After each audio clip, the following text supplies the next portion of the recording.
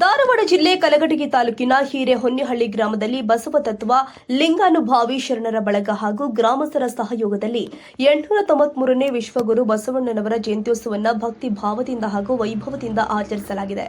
ರವಿವಾರ ಬೆಳಗ್ಗೆ ಸಾಮೂಹಿಕ ಇಷ್ಟ ಲಿಂಗಾರ್ಚನೆ ಕಾರ್ಯಕ್ರಮ ಜರುಗಿದೆ.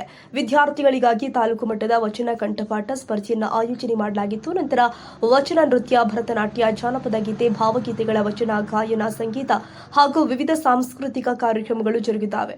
ಸೋಮವಾರ ಬೆಳಗ್ಗೆ ಜಗಜ್ಯೋತಿ ಕರ್ನಾಟಕದ ಸಾಂಸ್ಕೃತಿಕ ನಾಯಕ ವಿಶ್ವಗುರು ಬಸವಣ್ಣನವರ ಭಾವಚಿತ್ರದೊಂದಿಗೆ ಗ್ರಾಮದ ಪ್ರಮುಖ ಬೀದಿಗಳಲ್ಲಿ ಭವ್ಯ ಮೆರವಣಿಗೆ ನಡೆಯಿತು.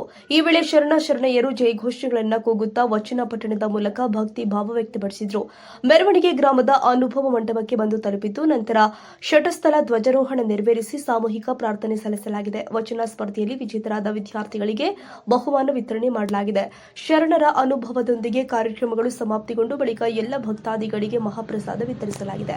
ಗ್ರಾಮದ ಹಿರಿಯರು, ಯುವಕರು, ಮಹಿಳೆಯರು ಹಾಗೂ ಶರಣ ಭಕ್ತರು ಭಾಗವಹಿಸಿ ಕಾರ್ಯಕ್ರಮವನ್ನು ಯಶಸ್ವಿಗೊಳಿಸಿದರು.